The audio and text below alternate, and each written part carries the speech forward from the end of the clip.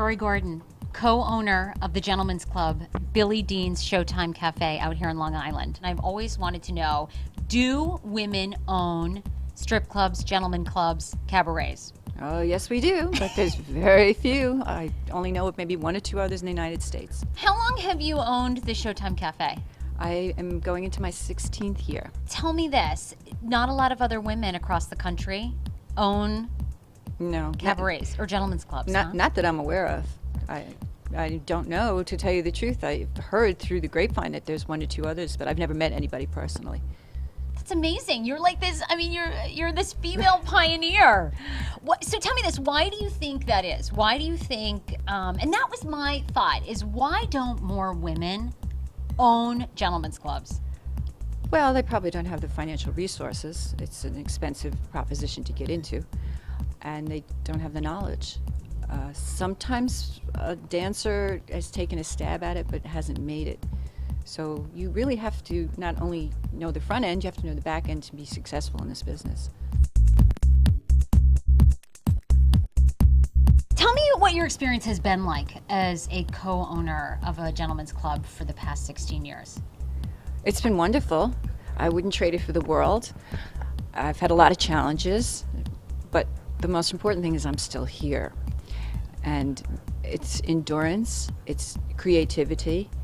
You really always have to be coming up with something new, a new twist, a new promotion. And you have to keep the girls that work in the club motivated. It's very important the employees have an understanding that they have something to look forward to and that it's not the same humdrum night after night after night. So we constantly are doing promotions here.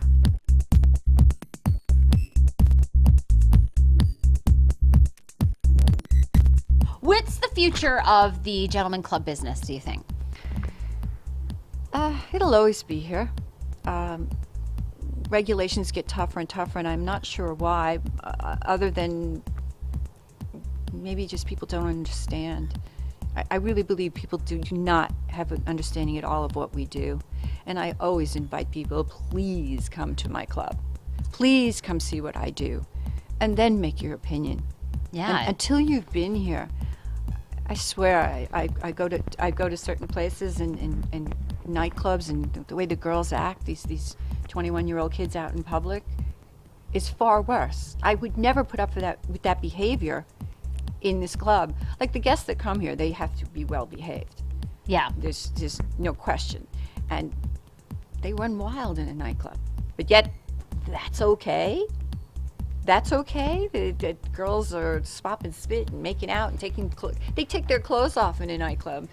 That's okay. That's but it's socially acceptable. Here it's not. Like the stigmatism doesn't make any sense. Nothing matches up to me. But then again, I don't understand the young generation. But it's really the old people that are making the bad comments. It's not the kids. The kids are... Yeah, people our age are, coming. I think it's a lot of women that want to come and be a part of it, and a lot of that is dying. Yet it seems like the business is, in general, is becoming more and more restricted, and fewer people are able financially to go into this business. Yes, it's financially, regulations with towns, and I just don't understand it, because the younger generation is just loving it. And I would have to think that as people age, those younger people will be the next people that will be making decisions, and their opinions will change the world. I really do. Yeah, I do too. I really do. I really believe that women will change this world, and women speaking up for our type of organizations.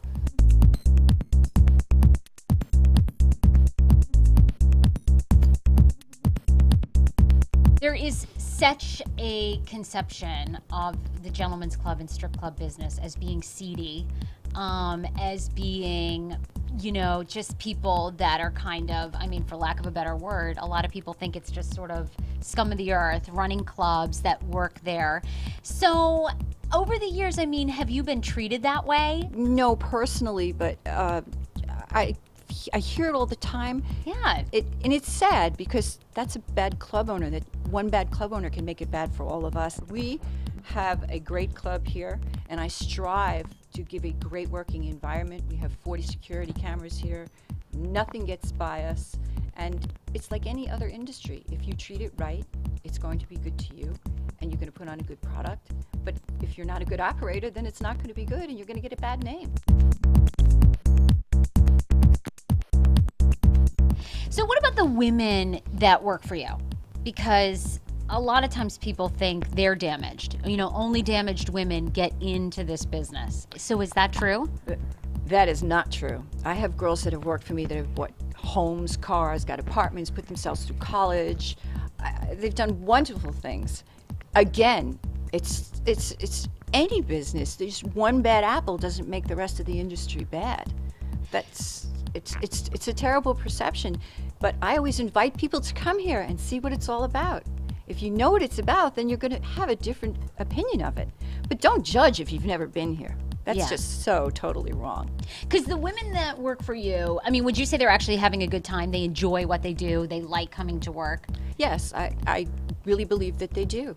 Of course, when they first start, they're a little intimidated and a little scared. But once they get be. Well, we're going to get you up there on one of those poles today. Oh, good. Okay, I want to try it. You got it. Yeah, it's so that misconception. Like, who is your average woman that is now working for you? Like, what is she? What's her background? 21 years old, struggling, doesn't have the financial support, and she comes here because she can make a good living and still go to school and not kill herself working, a 40-hour work week. A lot of the college girls just work 3 nights because they're busy studying and doing their thing. Other gals, I have a girl that worked for me who bought a home, and she was driven, so she had a purpose, and you have to admire that. If you had a daughter and she wanted to become a dancer, what advice would you give her? When are you going to start? Are you 18 yet? Let's go. Get on that outfit. I'm ready. Let's see how much money we can take from everybody. Come on. Let's really get the cash. Yeah. I love it. No, every kid that comes in here, the way I talk, love it. No, but the way I'm talking to you is the way I talk to the girls. I said, girls, look at what life can bring for you if you work hard. I myself was never a dancer, but if I had to live my life over again, you would be. Yes. I love it. Rory Gordon, you're an unconventional woman and just so inspiring. So thank you so much. You're very brave to speak out and just be who you are so boldly. I love it. I'll always be who I am. Love it. Thank Rory, you. Thank you. Such a pleasure. Thank you so much.